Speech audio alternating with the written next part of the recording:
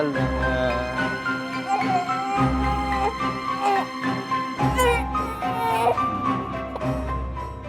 सूरज नाम कैसा रहेगा इसके लिए? बहुत अच्छा नाम है, तू चंदा और ये सूरज। शायद हम कभी ना जान पाए कि तेरी माँ ने ऐसा क्यों किया, पर हमें तो जीना है ना। तेरी माँ तुझसे और मुझसे बहुत प्यार करती थी और उसने जो कुछ भी हमें सिखाया है उसी के सहारे आगे की जिंदगी काटनी है। हमें खुश रहने की कोशिश करनी है। भजन ने तो जिद बांध लिया लता, वो दोबारा शादी नहीं करेगा। अगर जगत को एक माँ की जरूरत है, अतः जगत भी अपने ही घर का बच्चा है। राकेश और जगत हमारे लिए हमेशा बराबर होने चाहिए। हो सके तो जगत को भी अपना बेटा मानकर एक माँ का प्यार देने की कोशिश करना। सुनो, मुझे माफ कर दो, मैं हमेशा आप पे शक करती थी। सभी ने किया था लता, कुछ लोग तो आज भी करते हैं। मगर ये सब भूल जाओ, मेरे दिल में किसी के लिए कोई मलाल नहीं है। बस किसी दिन मेघा के उठाए इस कदम की वजह पता चल जाए तो अच्छा होगा। भूपेन गुलेरिया ने पहले अपने भाई और अब अपनी पत्नी से जो कहा था, क्या वही सच था? क्या मेघा गुलेरिया ने कदम सिर्फ इसलिए उठाया था ताकि वो सारी प्रताड़ना से दूर अपनी खुशियां ढूंढ सके, या फिर इसके पीछे कोई और ही वजह थी? मेघा के इस कदम को उठाने के पीछे की वजह को ढूंढना आसान नहीं था। और वहीं दूसरी तरफ एक गांव में एक 12 साल का लड़का इस बात का जवाब तलाश रहा था कि उसकी मां अचानक कहां गायब हो गई थी।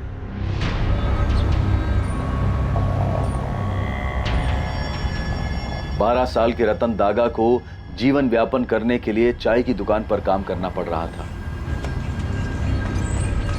पर हर दिन बिना भूले जब भी उसे काम से और स्कूल से फुर्सत मिलती, वो कविपुर गांव के आसपास जाकर लोगों से पूछता कि क्या किसी ने उसकी मां को देखा था। वो हाईवे के किनारे इसी आस में घंटों इंतजार करता रहता था कि जिस रास्ते से उसकी मां अचानक चली गई थी, उसी रास्ते से एक दिन वो लौट आई। बेटा रतन, कविपुर का कोई भी घर तेरा अपना घर है। तू सबको अपना परिवार समझ। तू ना अपने खाने की चिंता कर और ना अपने पढ़ाई की। बेटा, सरपंच होने के नाते मैं तुझे वचन देता हूं कि तेरी जिम्मेदारी हम लोग अपने बच्चे की तरह निभाएंगे, ठीक है? और हाँ बेटा, जैसलमेर के आसपास जितने भी गांव है ना, सभी गांव में हमने तेरी माँ को बहुत खोजा, लेकिन उसकी कहीं कोई खबर नहीं मिली। तू फिक्र मत कर, जैसे ही किसी को कोई भी खबर मिलेगी ना, वो हमें तुरंत आकर बता देगा, ठीक है? रतन के पिता को रोड एक्सीडेंट में खोने के बाद गीता दागा ने अपना मानसिक संतुलन खो दिया था। वो अपने पति की मौत के सच को कभी नहीं मान पाई थी। उसे अब तक यही आस थी कि उसका पति कभी ना कभी घर वापस आ जाएगा। वो हाईवे के किनारे इसी उम्मीद में अपने पति की राह देखती रहती थी। अपने मृत पति की तलाश में वो अक्सर यहां वहां भटकती रहती थी और लगभग हर दिन रतन अपनी मां को गांव के हर कोने में खोजता। वो उसे किसी कोने में पड़ी हुई मिलती और रतन उसे फिर से घर वापस ले आता।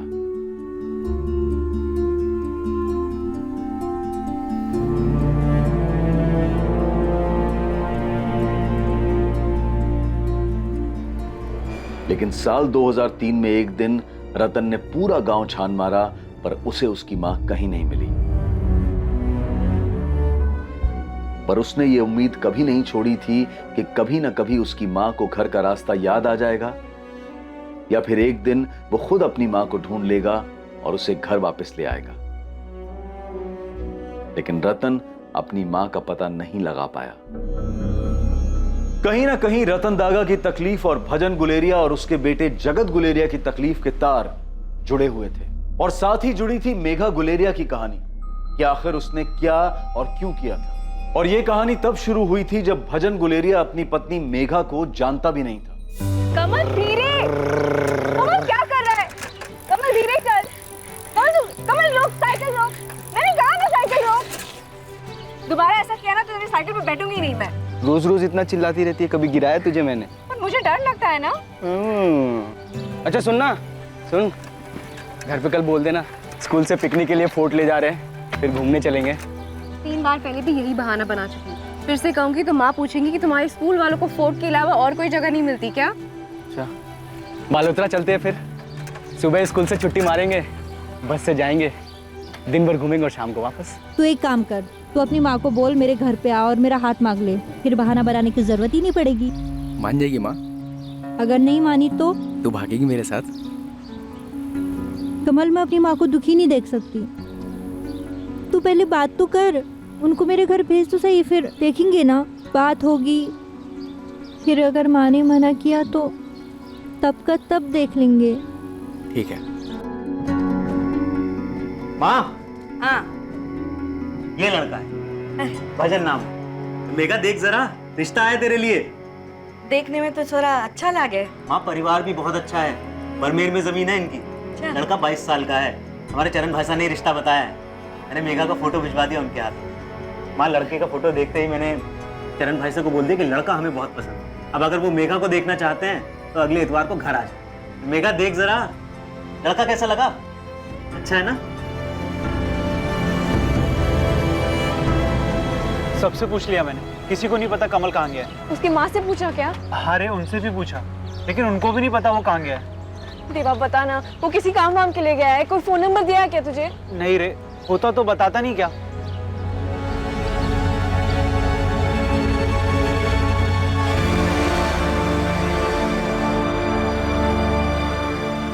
अरे मेघा बेटा, कैसी है तू? तेरी माँ ने बताया तुझे देखने के लिए रविवार को लड़के वाले आ रहे हैं। हाँ काकी, वो कमल की कुछ किताबें थी मेरे पास, उसको लौटानी थी। दे दो मुझे, वो आएगा ना तब मैं देती हूँ उसे। हाँ काकी, वो हफ्ते भर पहले कमल ने भी मुझसे कुछ किताबें ली थी। 5 दिन हो गए, वो स्कूल नहीं आया ना, कब तक आएगा वो?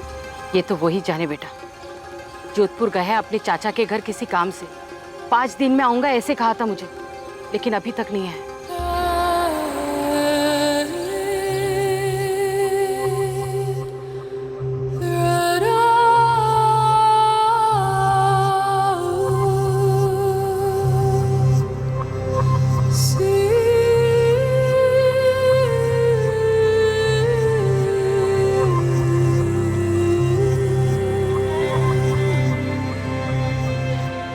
मेघा को पहली नजर देखते ही भजन गुलेरिया को उससे प्यार हो गया। लेकिन मेघा किसी से नहीं कह सकती थी कि वो किसी और से प्यार करती है। भजन गुलेरिया के साथ शादी तय हो जाने के बाद भी मेघा ने कमल का बड़ी बेसब्री से इंतजार किया, पर कमल का कोई अता पता नहीं था।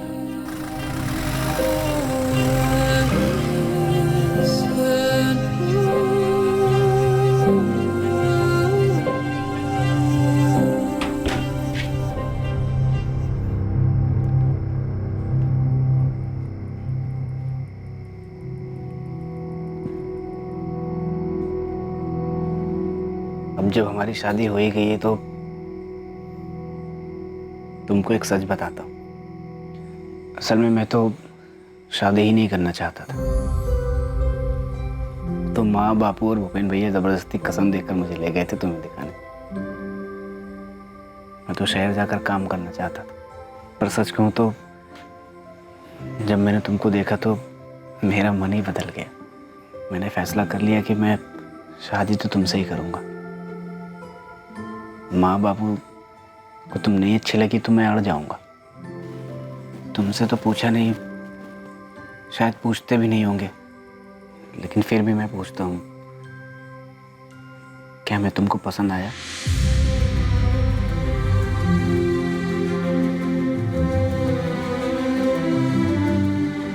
मेघा, भजन इतना खा नहीं पाएगा जितना तुम उसकी थाली में डाल रही हो।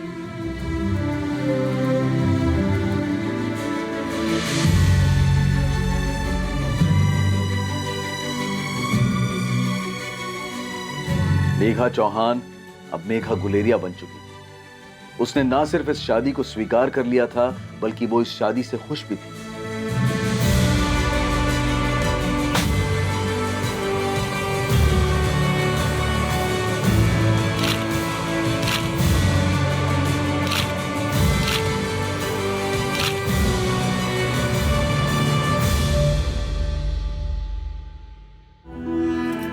मत जाओ ना, मैं यहाँ कैसे रहूंगी? मेघा, मैं तेरे और जगत के लिए तो जा रहा हूँ ना। वहाँ पे अच्छा काम करूँगा, 4 पैसे कमाऊँगा। यहाँ पे जितना है हम उसमें खुश है, मत जाओ ना। दिल्ली बड़ा शहर है, करने को बहुत सारा काम है, और काम दिलाने में तेरा भाई गुंजन भी तो मदद कर रहा है ना। भजन, मुझे बहुत डर लग रहा है। मेघा, इसमें डरने वाली कौन सी बात है? तू अकेले थोड़ी है घर में, सभी तो हैं। माँ है, बापू है, कंचन है, लता भाभी है, और भूपेन भैया भी तो हैं। देख, मैं दिल्ली में यहाँ से कई गुना पैसा कमाऊंगा, और फिर तुझे और जगत को बेहतर जिंदगी दे पाऊंगा।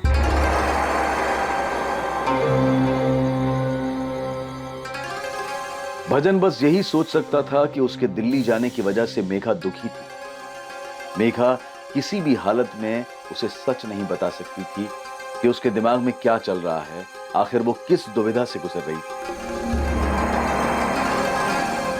सूरज, जवाब क्यों नहीं दे रहा? तूने दूध पी लिया?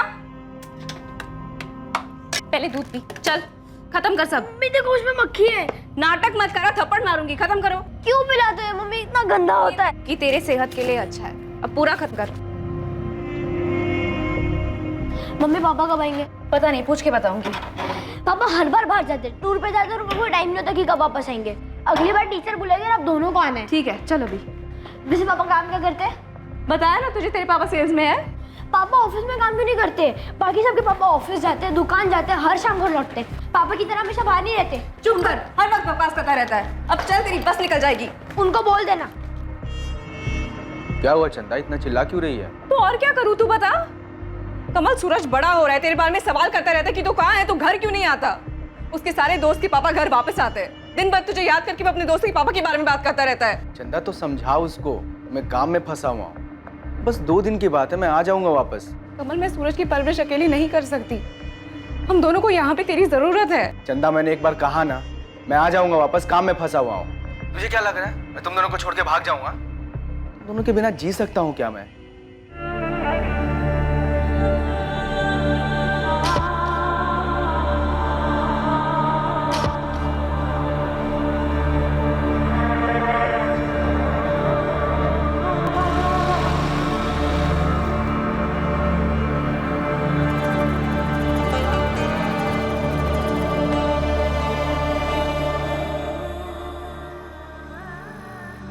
लड़के के घर वालों से बात हो गई है।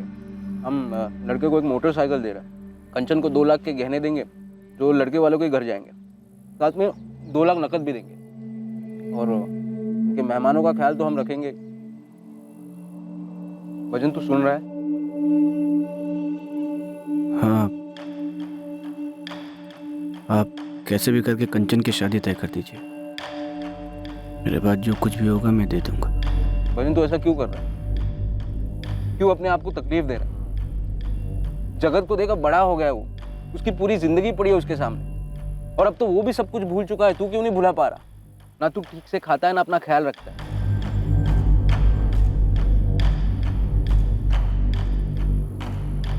मैं काम करने जा रहा हूँ।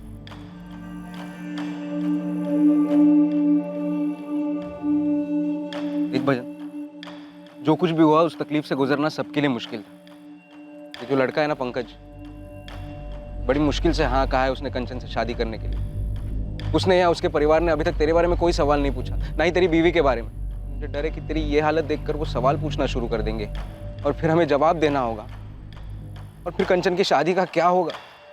आप फिक्र मत करो भैया, मैं उन लोगों के सामने आऊँगा ही नहीं। अब बस कैसे भी करके कंचन की शादी पक्की कर दो।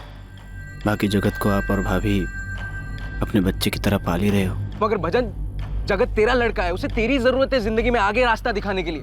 सब कुछ भूलकर एक बाप का फर्ज अदा कर, क्योंकि पिछले 13 साल से तू जिस सवाल का जवाब ढूंढ रहा है वो तुझे कभी मिलने नहीं वाला। मेघा ने अपनी जान क्यों ली है हमें कभी पता नहीं चलेगा। सच तो ये है कि मेघा अब नहीं रही, और अगर किसी दिन इसकी वजह तुझे पता भी चल जाए तो उससे क्या होगा? क्या तेरे मन को शांति मिलेगी?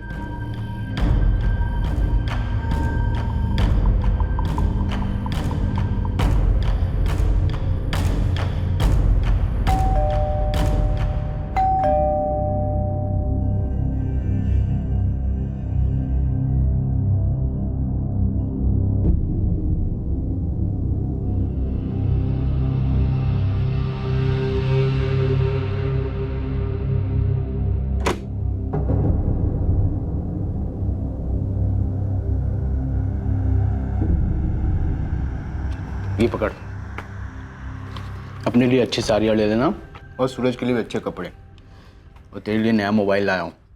इस बार कहाँ डाका डाला कमल? चैन से खाना खाने दे चंदा, 2 हफ्ते बाद घर का खाना मिला है। सूरज को मैं क्या कहूँ कमल? झूठ बोलना पड़ता है उसे कि उसके पापा सेल्समैन है इसलिए बाहर जाते हैं। क्या होगा अगर उसे पता चल जाएगा? मेरे पास उसके सवालों का कोई जवाब नहीं है। क्या होगा अगर उसको पता चलेगा कि उसके पापा सेल्समैन नहीं चोर है? कमल तू ये सारी काम छोड़ क्यों नहीं देता? कुछ आम लोगों वाला काम करते हैं ना। कहने में बहुत आसान लगता है, कुछ और काम करूंगा तो इतने पैसे मिलेंगे क्या? न तेरी जरूरतों का ख्याल रख पाऊंगा न सूरज की। और अगर सूरज को पता चल गया तो? कैसे पता चल जाएगा? हाँ, इतने सालों से कर रहा हूँ, पुलिस को आज तक पता नहीं चला है। हाथों में सफाई है मेरे, एक रिकॉर्ड नहीं है मेरा पुलिस के पास। खामखा ही डर रही है। डर लगता है मुझे कमल, बहुत बार ये सपने में आता है। जब भी ये दरवाजे की बेल बजती है ना, ऐसा लगता है कि मैं दरवाजा खोलूंगी और पुलिस आएगी सामने और तुझे पकड़ के ले जाएगी। और सूरज बार बार ये सवाल पूछेगा कि हमने ये सब क्यों छिपाया उससे। कमल एक बार सोच के देख ले, कुछ अच्छे से चल रहा है, सूरज की पढ़ाई बहुत अच्छे से चल रही है, लेकिन अगर ऐसा हो गया तो? अगर तू पकड़ा गया तो क्या कहेंगे उसे लोग? चोर का बेटा। 13 साल हो गए, आज तक पता लगा है किसी को कि तू चंदा नहीं मेघा है? 13 साल हो गए, किसी को पता लगा है तू मरी नहीं जिंदा है? इतनी बड़ी बड़ी बातें पता नहीं लगी, इतनी छोटी सी बात पता लग जाएगी। बहुत संभल के काम करता हूं मैं, बहुत होशियारी से, हमेशा से ही। पहले भी तूने बोला था हम पकड़े जाएंगे, हुआ है क्या ऐसा कुछ? हाँ,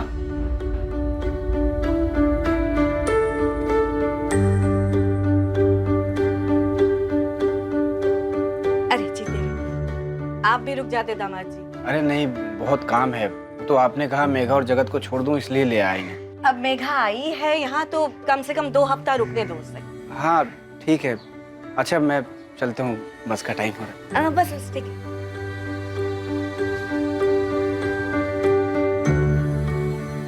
कोई 2 हफ्ते नहीं, 4 दिन में लेने आऊंगा, तैयार रहना। तुम माँ से क्यों नहीं बोला? अभी नहीं जाओ। अरे उनका मन भी रखना पड़ता है ना।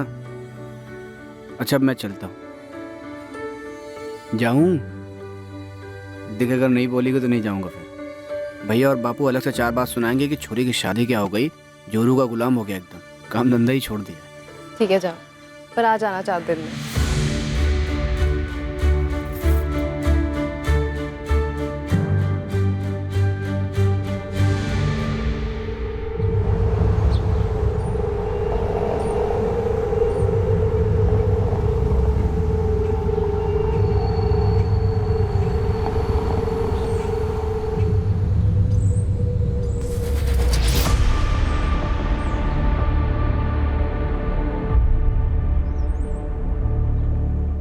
कैसी है तू?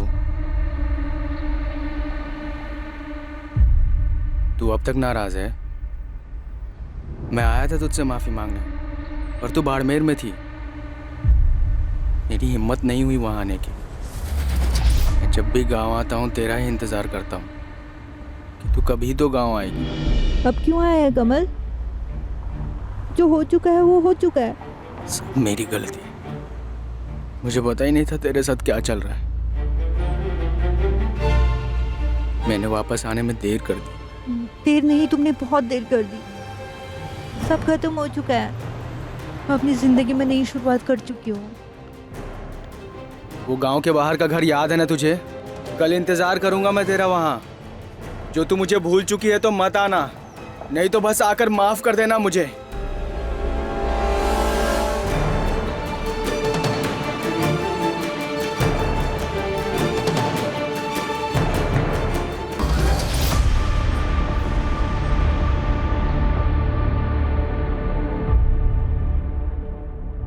यकीन था मुझे तू आएगी।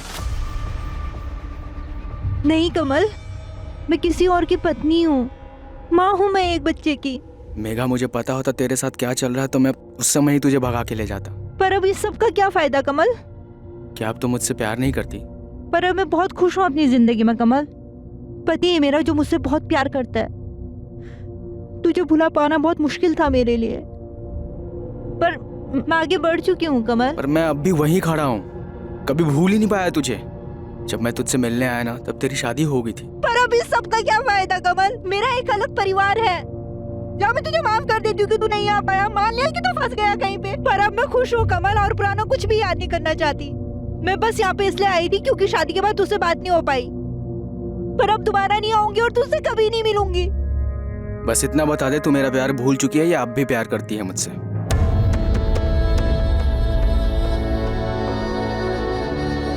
बोलना इतना आसान होता ना, तू कभी आती ही नहीं यहाँ। कमल, मैं तुझसे बहुत पहले प्यार करती थी, पर हाँ, मैं भुला नहीं सकती। तू वो पहला इंसान है जिससे मैंने प्यार किया था। वो पहला इंसान जिसे तूने किस किया था, जिसके साथ तू रहना चाहती थी, जिसके साथ अपनी पूरी जिंदगी बिताना चाहती थी। किस्मत हमारे साथ नहीं थी। जब तुझे मेरी जरूरत थी मैं था ही नहीं। पर क्या उस गलती की वजह से हम दोनों एक दूसरे को हमेशा कोसते रहेंगे, एक दूसरे से अलग हो जाएंगे? क्या उस गलती की सजा मुझे जिंदगी भर मिलनी चाहिए? मैं नहीं बदला हूँ मेघा, मैं वही कमल हूँ जो तुझसे बहुत प्यार करता है। मुझे पता है तो वही मेघा है जो मुझे बेहद प्यार करती थी।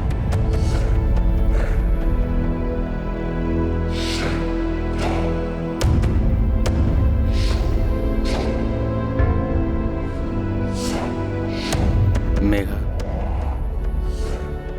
हमारी मंजिल पहले भी एक थी, आज भी एक है और हमेशा ही एक रहे।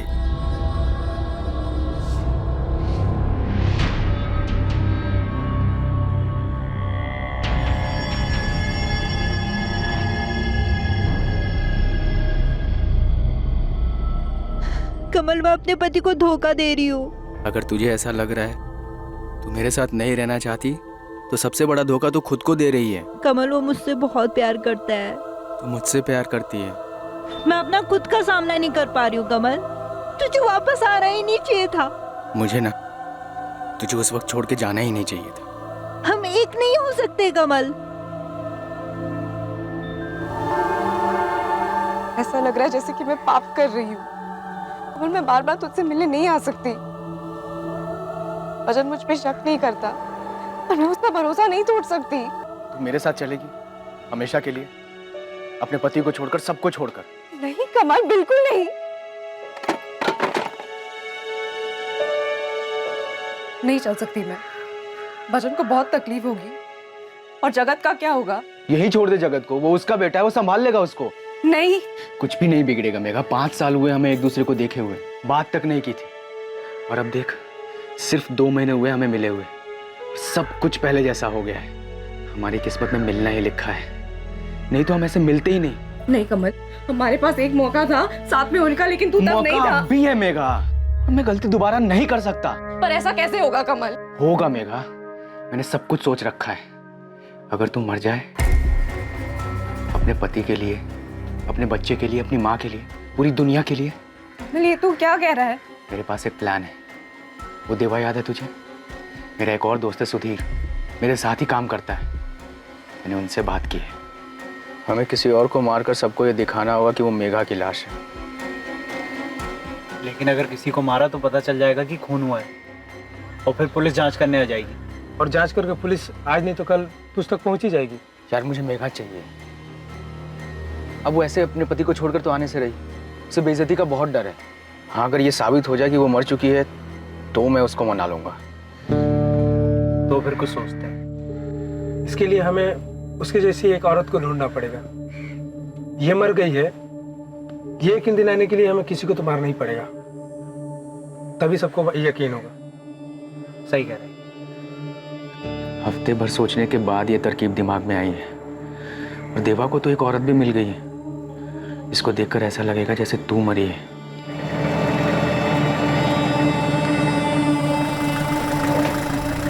वो देख, उसका दिमागी संतुलन ठीक नहीं है। यहाँ वहाँ इधर उधर, सड़क, हाईवे, पूरे गांव भर में घूमती रहती है अपने मरे हुए पति की तलाश में। बेचारी जिंदगी से बहुत परेशान है। अब इसे मारकर हम इसे मुक्ति दे सकते हैं। मेघा, तुझे खामोश रहकर सिर्फ ऐसे दिखाना है जैसे तेरे पति और सास ससुर को लगे कि तू परेशान है। थोड़ा नाटक करना पड़ेगा। आसपास वाले लोगों को ऐसा लगना चाहिए कि ससुराल में तेरे साथ कुछ हो रहा है, और तू बोल नहीं पा रही है। ऐसा जैसे ससुराल वाले तेरे ऊपर दहेज को लेकर के जुल्म कर रहे हैं, तुझे मानसिक तौर पर परेशान कर रहे हैं। और थोड़ा ऐसा भी लगना चाहिए कि ससुर और जेठ तेरे साथ कुछ गलत कर रहे हैं। जब भी तेरे माँ का फोन है ना, तो तू ऐसे बात कर जैसे तू परेशान है और अपने सास ससुर से खुश नहीं है। भजन दिल्ली जा रहा है गुंजन भैया के साथ काम करने के लिए, ताकि मुझे और जगत को एक अच्छी जिंदगी दे पाए। और मैं यहाँ। फिर तो ये और भी अच्छा मौका है। हम ऐसा दिखाएंगे जैसे तूने आत्महत्या की है। तुझे पता है, देवा मुझे बता रहा था अगर 7 साल के अंदर लड़की के साथ दहेज को लेकर कुछ हो जाए ना, तो ससुराल वाले लंबे समय के लिए अंदर जाते हैं। पर कमल, उन लोगों ने मेरे साथ कुछ बुरा नहीं किया है। तो मैंने कौन सा बुरा किया है मेघा, जो मैं तेरे बगैर जिंदगी बिताने की सजा काटूं? देख मेघा, हमें एक मौका मिला है, हम ये मौका गवा नहीं सकते। मान जा, हम बड़ी आसानी से एक दूसरे के साथ हो सकते हैं मेघा। और ऊपर वाले ने हमें ये मौका दिया है। ये सब सोचकर ये मौका बर्बाद मत कर।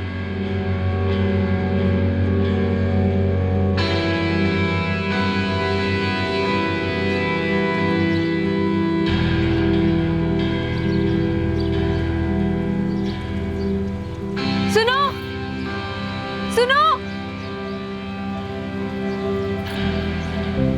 मुझे माफ कर दो भजन, माफ कर दो। मैं तुम्हें छोड़ रही हूँ, फिर दोबारा कभी नहीं मिलूंगी। तू ऐसा करेगी तो मैं तुझे छोड़ के नहीं जा पाऊंगा।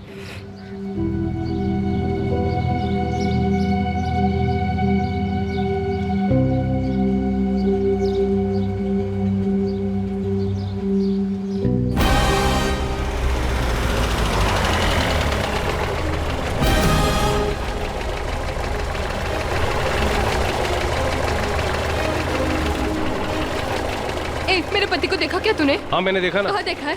अरे उधर है, चल चल। अच्छा, चल मुझे ले चल चलेगा? बताता हूँ। हाँ, आजा। जल्दी चल चल।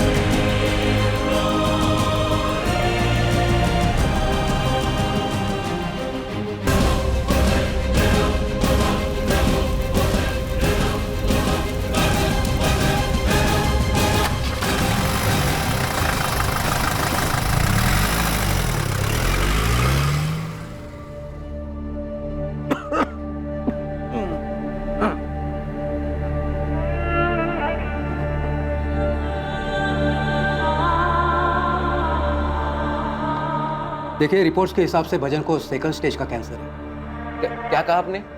Second stage cancer? क्या मतलब है इसका? सेकंड स्टेज कैंसर मतलब आप लोग बस इतना समझिए कि भजन की हालत ठीक नहीं है, उसे तुरंत सिविल हॉस्पिटल ले जाइए। मैं एक नोट लिख के देता हूँ, वो आप डॉक्टर को दे देना। पापा ठीक तो हो जाएंगे ना डॉक्टर? देखिए, उन्हें इलाज की तुरंत ज़रूरत है। पहले ही काफ़ी देर हो चुकी है, आगे जाकर देर मत कीजिए। 15 सालों से भजन अंदर ही अंदर मर रहा था, या ये कहें कि वो खुद को मार रहा था। इस सवाल के जवाब में कि मेघा ने अपनी जान क्यों ली।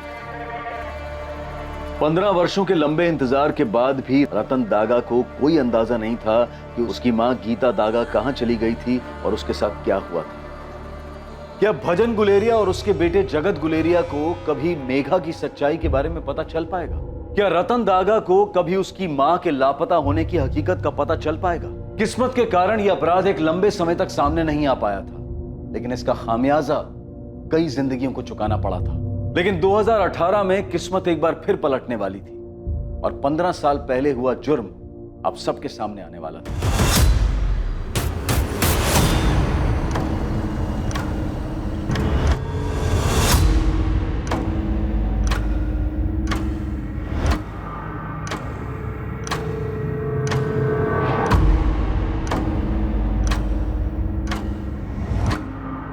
ध्यान से देखिए जितेंद्र, तीनों में से किसी को जानते हैं? इन तीनों में से कभी कोई आपकी दुकान पर आया हो? नहीं सर, इनमें से कोई भी कभी भी मेरी दुकान पे मैंने पहले नहीं देखा। गनीमत समझिए सर कि मेरी दुकान में एक छिपा हुआ सीसीटीवी कैमरा था जिसपे इन चोरों की नजर नहीं पड़ी। क्या हुआ? जी सर, जी सर, देखिए मेरी दुकान के दोनों सीसीटीवी कैमरे, दोनों के तार काट चुके थे वो लोग। और तो और सर, वो जो सीसीटीवी के साथ रिकॉर्डिंग मशीन आती है ना, वो भी चुरा के चोर अपने साथ ले गए। मतलब आपकी दुकान का अच्छी तरह से मुआयना किया गया। हो सकता है कि आपकी दुकान का कोई वर्कर भी इसमें शामिल हो। नहीं सर, मुझे ऐसा नहीं लगता, क्योंकि सर यहाँ पे देखिए, यहाँ एक और छुपा हुआ सीसीटीवी जिसमें सेल्फ रिकॉर्डिंग हुआ है सर, इस रिकॉर्डिंग में तीनों चोर के चेहरे साफ साफ नजर आते हैं। चोरों को तो नहीं पता था कि यहाँ छिपा हुआ सीसीटीवी है, लेकिन मेरे सारे वर्कर्स जानते थे। और अगर सर मेरे वर्कर्स मिले हुए होते तो ये सीसीटीवी भी गायब हो जाना चाहिए था ना। सर, इन तीनों की फोटो जोधपुर के सभी पुलिस स्टेशन में सर्कुलेट कर दी है, लेकिन कहीं से कोई लीड नहीं मिल रही। कोई नहीं पहचानता इन तीनों को। ऐसे कैसे हो सकता है? फिर से भेजना, पूरे राजस्थान राज्य में भेजना। इतनी सफाई से चोरी की है उन लोगों ने। नए बंदे तो नहीं लगे, कहीं ना कहीं कोई केस तो जरूर होगा उनका। और अगर बाहर की भी गैंग हुई तो भी पता चल जाएगा। ठीक है सर। पूरे राजस्थान के किसी भी थाने में तीनों में से किसी एक की भी हिस्ट्री नहीं है? नहीं सर, किसी के बारे में कुछ पता नहीं चला है। अब सर समझ नहीं आ रहा कि चोर बाहर के स्टेट से आया था क्या। वैसे मैंने उनकी डिटेल्स दिल्ली और एमपी में भी भेज दी है। आसपास के दुकान से भी कोई फुटेज नहीं मिला। वैसे सर इस तरह की चोरी के केस पहले भी सामने आ चुके हैं। सीसीटीवी वायर को काटा गया, डीवीआर मशीन को लेकर चले गए, लेकिन सर वहाँ कहीं भी कोई छुपा हुआ सीसीटीवी कैमरा नहीं था। इसी वजह से चोरों की फुटेज सामने नहीं आई। फिर तो पक्का कोई मजा हुआ गैंग है जो काफी सफाई से अपने काम को अंजाम दे रहा है। पहली बार सामने आया। कैसे भी हो इन्हें पकड़ना है। कई सालों की चोरी का हिसाब मिलेगा इनसे। अंदर आओ साहब। उस्मान आजा आजा। कोई टिप मिला क्या? साहब हाँ भी और नहीं भी। मतलब मुझे और ना मेरे बंदों को इन तीनों की कोई हिस्ट्री का पता ही नहीं चला, लेकिन इनमें से एक बंदा है, इसका पता चला है। इसका नाम है कमल राजपूत। अपना एयरपोर्ट रोड साइड इसका घर है। मैंने डबल चेक किया साहब, ये बंदा कमल राजपूत ही है। घर में बीवी रहती है जिसका नाम है चंदा राजपूत। छोटा बच्चा है सूरज। बाकी इसका अगला पिछला सब पता कर रहा हूं मैं।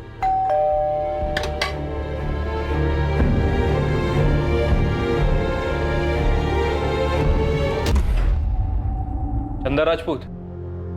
डर लगता है कमल, बार बार सपने में आता है। जब भी ये दरवाजे की बेल बजती है ना, ऐसा लगता है कि मैं दरवाजा खोलूंगी और पुलिस आएगी सामने और तुझे पकड़ के ले जाएगी। चंदा राजपूत जी। ये तुम्हारा पति कमल राजपूत है? वो बाहर है सर। कहाँ बाहर गया है? और ये फोटो में जो दो लोग हैं वो कौन है तुम्हारे पति के साथ? मुझे नहीं पता। नहीं पता? तुम्हारे पति ने इस बार ज्वेलरी शॉप में डाका डाला है। इसके पहले और कहाँ कहाँ डाका डाला उसने? सर मैं आपको बता रही हूँ ना, मुझे कुछ नहीं पता, मैं सच कह रही हूँ। सर वो घर के अंदर नहीं छुपा है। ठीक है, तुम हमारे साथ पुलिस स्टेशन चलो। तुम चलोगी, पीछे पीछे तुम्हारा पति भी आ जाएगा। नहीं नहीं सर, मैं नहीं जानती कि वो कहाँ है, क्या काम करता है। सर मेरा बेटा स्कूल से आने वाला है, मुझे घर पे रहना होगा। क्या उम्र है तुम्हारे बेटे सूरज की? सर वो 13 साल का है। हमारा एक कांस्टेबल तुम्हारे पड़ोसी के साथ यहाँ पे रहेगा, और जैसे ही तुम्हारा बेटा सूरज आ जाएगा उसे लेकर थाने आ जाएगा। तुम चलो। नहीं नहीं सर, मेहरबानी करके ऐसा मत कीजिए। आप चाहे तो अपना एक कांस्टेबल यहाँ पे रख दीजिए ना। जैसे ही मेरा सूरज यहाँ पे आता है ना, मैं आपके थाने आ जाऊंगी। तुम माँ बेटे को पता था कमल चोरी का काम करता है? नहीं सर, हमें नहीं पता था। तुम्हारा पति कमल ये जोधपुर का है? हाँ सर, यही का है। उसका फोन बंद आ रहा है, कहाँ है वो? सर मुझे नहीं पता। सर इनका बेटा सूरज बोल रहा है कि उसके फादर सेल्समैन है, कई दिनों तक घर से बाहर रहते हैं। सेल्समैन?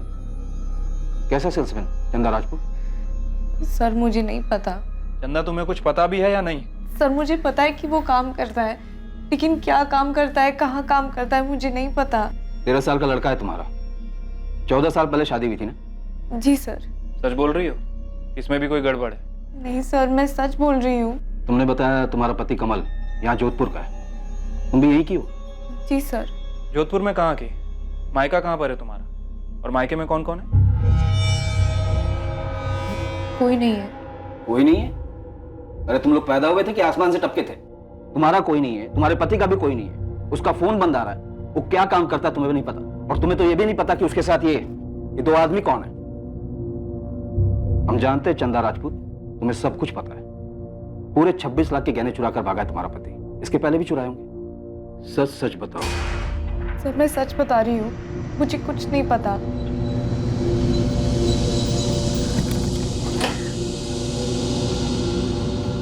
सलाम साहब, ये चंदा झूठ बोल रही साहब। इसका पति कमल राजपूत जैसलमेर के रूपनगर गांव से है। और वहीं पर उसकी माँ मनीषा राजपूत भी है। इसकी कहानी में कुछ तो गड़बड़ है साहब। अपना घर छुपाने की क्या जरूरत थी इसे? मुझे लगता है कि इसके पति के बारे में ये बहुत कुछ जानती है पर बता नहीं रही। ठीक है, वो सब हम देख लेंगे, लेकिन तेरे लिए सबसे बड़ा काम है कमल राजपूत के दोनों साथियों का पता लगा। मुझे नहीं खाना है और मुझे स्कूल भी नहीं आना है कभी भी। मम्मी पहले मुझे ये बताओ नीचे पुलिस क्यों खड़ी है? पापा ने चोरी की सब कह रहे हैं। बेटा मुझे नहीं पता, उनका फोन नहीं लग रहा है मुझे। आप झूठ बोल रहे हो। मम्मी सच बोलो, पापा ने चोरी की है, वो चोर है। चुप क्यों, बोलो ना।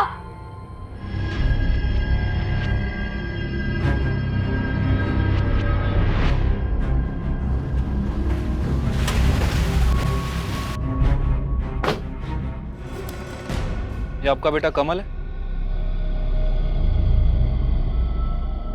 हाँ, ये मेरा बेटा कमल है। इस वक्त कहाँ पर है ये? पता नहीं साहब। ये देखिए, ये दोनों आपके बेटे के साथी हैं। बता सकती हैं कौन है ये दोनों? ये दोनों तो उसके दोस्त लग रहे हैं। देवा और सुधीर नाम है इन दोनों का। लेकिन आप लोग मेरे बेटे को क्यों ढूंढ रहे हैं? चोरी की है आपके बेटे ने। 26 लाख रुपए के गहने लेकर गायब हुआ है और इसके पहले भी कई बार की होगी। देखिए, मुझे कुछ भी नहीं पता। कितने साल हुए मैंने अपने बेटे को देखा तक नहीं। क्या चल क्या रहा है तुम्हारी फैमिली के बीच में? उधर तुम्हारी बहू चंदा कह रही है कि कमल का कोई परिवार ही नहीं है। तुम लोग आपस में बात नहीं करते हो क्या? देखिए, मैं किसी चंदा को नहीं जानती और मुझे ये भी नहीं पता कि कमल ने शादी कर ली है। तब तो आप अपने पोते सूरज को भी नहीं जानती होंगी। कमल को देख के 15 साल हो गए। 15 साल पहले वो गया, आज तक नहीं लौटा। वो ना कोई चिट्ठी भेजी और ना ही कोई फोन किया उसने। मुझे ये तक नहीं पता कि उसने किसी चंदा नाम की लड़की के साथ शादी किया और उसका एक बच्चा भी है। चंदा के सामने बिठा के जब सवाल जवाब करूंगा ना तो पता चल जाएगा क्या जानती है और क्या नहीं। अरे तुम्हारा बेटा कमल कहाँ पे? ये है चंदा। क्यों, इसका और भी कोई नाम है? हाँ साहब, ये हमारी गांव की मेघा है, गायत्री की बेटी। लेकिन ये तो 15 साल पहले मर चुकी है। मेघा 15 साल पहले मर चुकी है? हाँ साहब, ये मेघा चौहान है। शादी के बाद ये मेघा गुलेरिया बन गई थी। 15 साल पहले उसने आत्महत्या कर ली। ससुराल वाले दहेज मांग रहे थे उससे, इसलिए मिट्टी का तेल छिड़ककर उसने खुद को जला दिया। ये मेरी बेटे की पत्नी कैसे हो सकती है? आप लोग पक्का इस मेघा से मिले हो? ये आपकी बेटी मेघा है?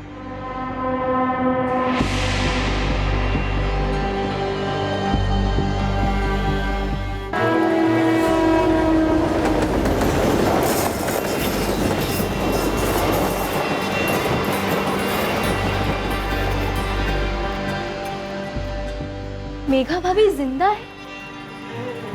पर ऐसे कैसे हो सकता है? पुलिस ने तो यही बताया। उसने अपना नाम भी बदल दिया था, चंदा बन गई है वो।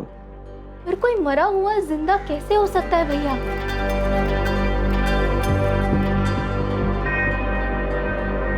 कमल राजपूत और उसके दोनों साथी देवा और सुधीर जैसलमेर में ही छुपे हुए थे, जिन्हें पुलिस ने ढूंढ निकाला।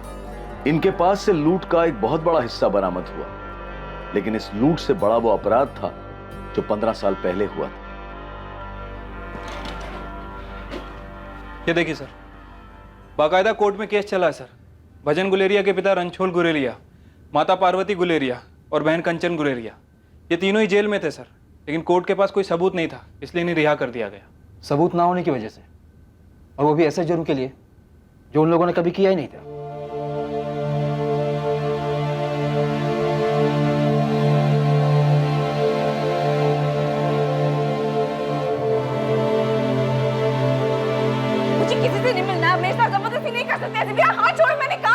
चंदा, मेरी बात सुन। देखो, तुम्हारे पति को कैंसर है। पिछले 15 सालों से वो सिर्फ यही जानने के लिए तड़प रहा है कि तुमने आत्महत्या क्यों की। उसके माँ बाप मर चुके हैं, तुम्हारी माँ भी आई है। एक बार चल के मिल लो। देखिए, मैं अपना जुर्म मान चुकी हूँ। कमल के साथ मिलकर मैंने जो भी किया सब बता चुकी हूँ। अब मुझे उन लोगों में से किसी से नहीं मिलना है। तुम्हें अंदाजा भी है कि कितनी जिंदगियां खराब कर दी हैं तुमने? हाँ, इतने सालों से खामोश बैठी रही, और आज जब मिलने का टाइम आया तो बोल रही किसी से नहीं मिलना, किसी का सामना नहीं करना है। मैंने कहा ना, मुझे किसी से नहीं मिलना है, किसी को नहीं देखना है मुझे।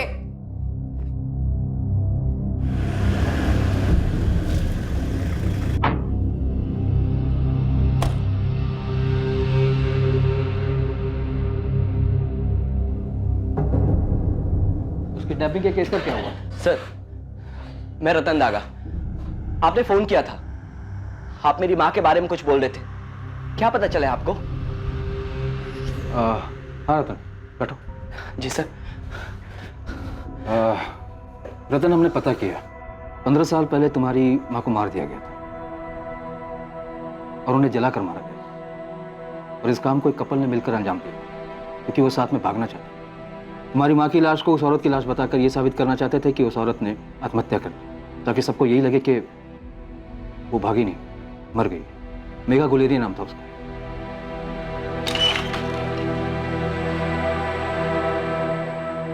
देखिए, वो आप लोगों में से किसी से नहीं मिलना चाहती। उसने अपना गुनाह भी कबूल किया। उसने कबूल किया है कि कमल राजपूत के साथ मिलकर उसने एक मानसिक रूप से बीमार औरत को मारा था, ताकि लोगों को ये लगे कि वो खुद मर गई है। अपना गुनाह तो कबूल कर लिया है, लेकिन आप में से किसी से मिलने की इच्छा नहीं।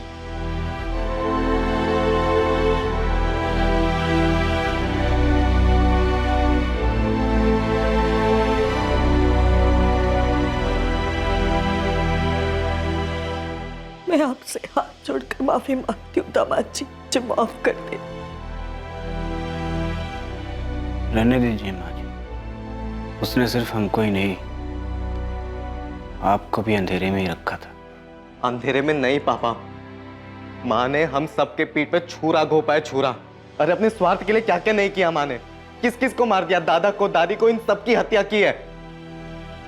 माँ को नहीं मिलना है ना तो ना मिले, लेकिन एक बार मुझे उससे मिलना है। एक बार उसका चेहरा देखना है मुझे। वो चेहरा देखना है जिसने शायद नीचे गिरने में एक नई मिसाल कायम की है। इस केस के खुलासे ने सभी को चौंका दिया। 13 साल के सूरज के लिए इस पर भरोसा कर पाना सबसे ज्यादा मुश्किल था। उसे उसकी दादी यानी कि कमल की मां के पास छोड़ दिया गया। कमल राजपूत, देवा, सुधीर और मेघा गुलेरिया पर गीता दागा की हत्या के लिए आईपीसी की धारा 302 के तहत केस दर्ज किया गया है। साथ ही आपराधिक षड्यंत्र रचने के लिए आईपीसी की धारा 120B और सबूतों से छेड़छाड़ करने के लिए धारा 201 के चार्जेस भी लगाए गए हैं। अब तो तुझे तेरे 15 साल पुराने सवाल का जवाब मिल गया ना भजन। अब जिंदगी में आगे बढ़। अब तो अपना ध्यान रखना शुरू कर दे। और अब मेघा ने तेरे साथ ऐसा क्यों किया, इस नए सवाल के पीछे मत पड़ जाना। वास्तव में वो क्या और कौन सी चीज है जो प्रेमियों में समझदारी पैदा कर सकती है? अभी कुछ महीने पहले इंटरनेट पर कुछ लोग बोल रहे थे कि शादी के बाद एक्स्ट्रा मैरिटल अफेयर्स एक इंडिविजुअल चॉइस होनी चाहिए। ये एक व्यक्तिगत विचार है और इसका ना तो हम समर्थन करते हैं और ना ही खंडन। यह आपको सोचना है कि क्या सही है और क्या गलत। एक तरफ इस जघन्य अपराध में शामिल किरदार 14 सालों तक कभी रोशनी में नहीं आए, लेकिन एक लाश सामने थी जो देखने में हूबहू मृतक महिला की तरह लग रही थी, लेकिन बहुत ही बुरी तरह जली हुई हालत में। ऐसे मामले में मृतक महिला का डीएनए टेस्ट किया जाना चाहिए था। इस बात की पुष्टि की जानी चाहिए थी कि मेघा से मिलती जुलती हुई लाश वाकई में मेघा की ही थी या नहीं। इस तरह का अपराध मायूसी देता है और हर तरफ से खामोशी से तबाही ही लाता है। किसी की लाश पर खुशियों की इमारत कैसे खड़ी हो सकती है? अब मैं अनूप सोनी आपसे विदा लेता हूं। कल रात 11 बजे कौन बनेगा करोड़पति के करमवीर एपिसोड के बाद आपसे फिर मुलाकात होगी एक और नए केस के साथ। और याद रखें, क्राइम और आपके बीच में सिर्फ इतना फर्क है कि आप कितने सतर्क रहें, सुरक्षित रहें। जय हिंद। क्राइम पेट्रोल्स के और भी दिलचस्प कहानी देखने के लिए हमारे चैनल को सब्सक्राइब करें और बेल आइकॉन दबाना न भूलें।